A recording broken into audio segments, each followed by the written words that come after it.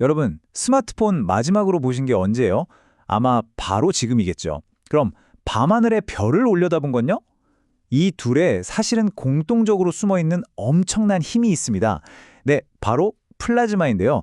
지금부터 이 플라즈마에 대해 한번 제대로 알아보겠습니다. 자, 우리가 학교 다닐 때 물질의 상태는 세 가지라고 배웠잖아요. 고체, 액체, 기체. 그런데 만약 네 번째가 있다면 어떨까요? 사실 이 세 가지 상태를 넘어서 우주에서는 가장 흔한데 우리는 거의 잊고 지냈던 바로 그 네 번째 상태가 있습니다. 별을 반짝반짝 빛나게 하는 바로 그 힘이 여러분 주머니 속에 있는 스마트폰을 움직인다고 하면 믿으시겠어요? 이게 바로 플라즈마 이야기입니다. 우주처럼 어마어마하게 거대하면서도 우리 삶에 아주 깊숙이 들어와 있죠. 자, 이 놀라운 여정 지금부터 함께 떠나보시죠. 자, 그럼 이 모든 걸 가능하게 하는 우주의 가장 큰 비밀, 그 정체가 대체 뭘까요? 지금부터 그 근본적인 물질의 상태를 한번 파헤쳐 보겠습니다. 네, 바로 플라즈마입니다. 아주 쉽게 말해서 기체에 어마어마한 에너지를 가하면 이온하고 전자로 쫙 분리된 상태가 되거든요. 이걸 플라즈마라고 부르는 거예요. 자연에서도 흔히 볼 수 있어요. 번쩍이는 번개나 밤하늘을 수놓는 오로라, 그리고 저글저글 타오르는 태양. 이게 다 플라즈마 현상입니다. 근데 여기서 진짜 재밌는 게 뭐냐면요. 산업에서 쓰는 플라즈마는 크게 두 종류로 나뉜다는 거예요. 하나는 모든 녹여버릴 정도로 뜨거운 수천 도의 열 플라즈마. 이건 뭐 거의 망치 같은 거죠. 그리고 또 하나는 상온에 가까운 저온 플라즈마가 있습니다. 이건 아주 정밀한 조각화에 같다고 할까요? 오늘 우리가 주목할 건 바로 이 섬세하고 정밀한 저온 플라즈마입니다. 이게 지금 세상을 조용히, 하지만 정말 완전히 바꿔놓고 있거든요. 그럼 이 저온 플라즈마가 대체 어떻게 지금 여러분이 이 영상을 보고 계신 바로 그 기기를 만드는 숨은 영웅이 될 수 있었을까요?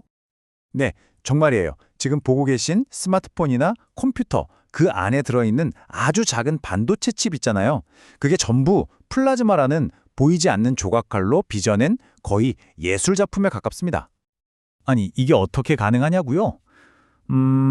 원작 크기의 아주 작은 레고 블록으로 뭔가 만든다고 상상해 보세요. 먼저 플라즈마가 원자 한 층, 딱 한 층씩 재료를 아주 얇게 덮어 씌워요. 이걸 증착이라고 부르는데요. 차곡차곡 쌓아 올리는 거죠. 그 다음에는 다른 종류의 플라즈마가 마치 외과 의사의 메스처럼 필요한 회로 모양만 남기고 나머지를 정교하게 깎아냅니다. 이게 바로 식각이에요. 이 쌓고 깎는 과정을 수백 번, 수천 번 반복하면 우리가 아는 그 복잡한 3차원 반도체 칩이 탄생하는 겁니다. 대단하죠?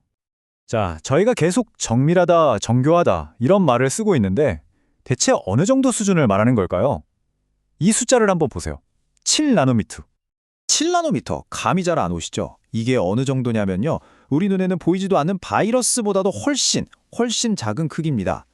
그 작은 폭의 회로를 플라즈마 빔으로 새겨 넣는 거예요.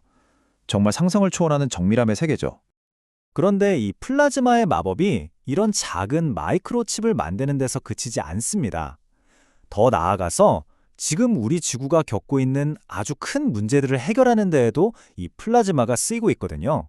한번 알아볼까요? 혹시 새 차를 사면 나는 그 특유의 냄새에 맡아보신 적 있으세요? 그게 사실 접착력을 높이려고 쓰는 유해한 화학물질 때문인 경우가 많아요. 그런데 플라즈마가 바로 이 문제를 아주 깔끔하게 해결합니다. 예를 들어 자동차 범퍼에 페인트 칠을 하거나 운동화 밑창을 붙일 때를 생각해 보세요. 예전에는 독한 화학물질을 써야만 이게 잘 붙었어요. 하지만 이제는 플라즈마가 그 자리를 대신하고 있습니다. 플라즈마로 표면을 아주 잠깐 처리해주기만 하면 그런 유해물질 하나도 없이도 페인트나 접착제가 착 하고 달라붙는 거죠. 훨씬 안전하고 친환경적인 방식 아니겠어요? 자, 그럼 이것보다 한술 더 떠서 정말 골치 아픈 오염물질은 어떨까요? 예를 들면 자연에서 절대로 분해되지 않아서 영원한 화학물질이라고 불리는 것들이요. 와, 정말 끔찍한데 놀랍게도 플라즈마가 바로 여기에 대한 해결책이 될 수 있습니다.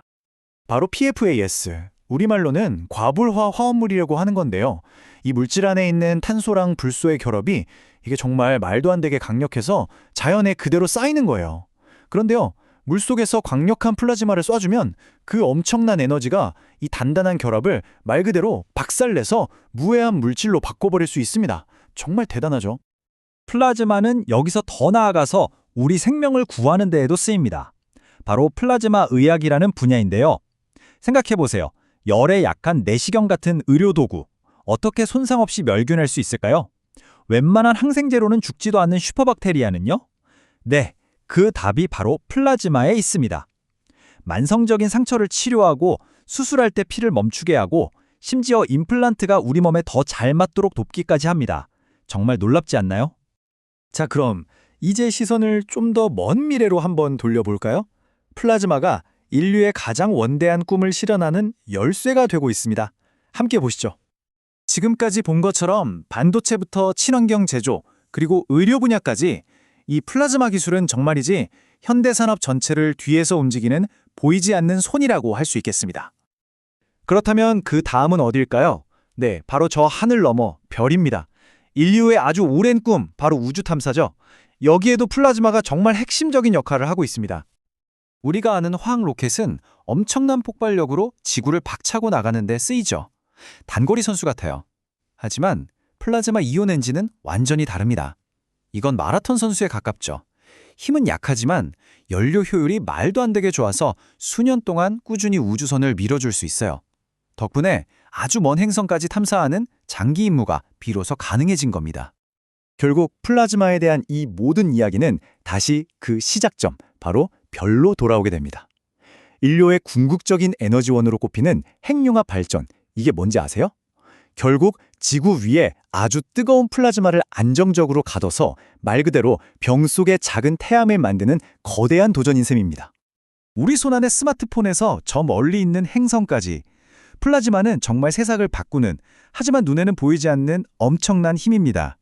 그래서 이제 우리가 던져야 할 질문은 플라즈마가 뭘 할 수 있을까가 아니라 플라즈마가 앞으로 또 어떤 문제를 해결하게 될까가 아닐까 싶네요.